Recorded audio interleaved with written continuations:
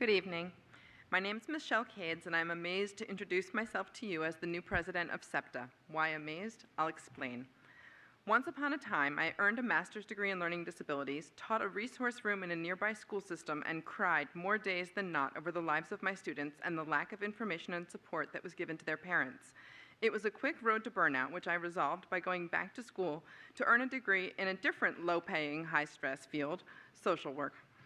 The universe then served me a big dose of karma, as all three of my children were eventually diagnosed as twice exceptional. They're all receiving advanced academic education while also having disabilities. For years, I struggled alone to advocate for my children's needs with their alphabet soup of disability and medical acronyms, private therapists, doctors, and IEPs. I've seen tremendous growth in FCPS along the way.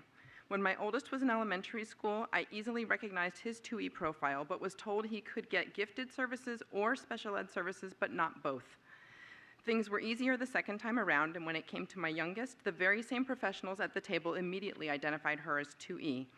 Now we celebrate the new 2E handbook that originated through partnership between FCPS and SEPTA parents. I was also honored to help write the new parent special ed handbook that's headed toward publication. That is amazing growth. I'd always been a PTA member at my kids' schools, but attending meetings just wasn't my thing. But when I came upon SEPTA by chance 2 years ago, I found my people. And from the first charter meeting, I was hooked. I was not alone. I connected with other parents who spoke my language, who understood my struggles, who could advise me and listen to me without judgment. For once, I could get back, in addition to my usual giving back. Last September, you appointed me as the first SEPTA liaison to the ACSD. I stepped down this year to follow the remarkable footsteps of Diane Cooper Gould. How ironic, though, because the ACSD charge for this year is all about parent communication. It's an area that absolutely needs more attention and awareness. Thank you.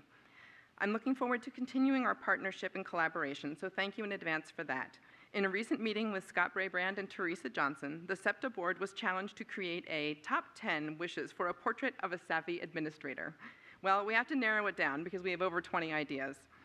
We're also narrowing and prioritizing our goals, such as improving equity, access, and standardization for all students with disabilities, from curriculum availability to participation in honors, AP, academy classes, after-school programs, and all electives, not just strategies for success and personal development, and the issue of restraint and seclusion in schools.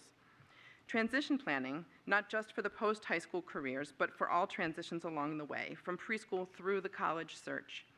Adequate staffing for support services and equitable determination of staffing ratios for all related services.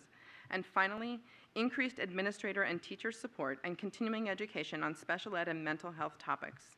I hope to see you at the Mental Health and Wellness Conference next month. I find all of this amazing. Thank you.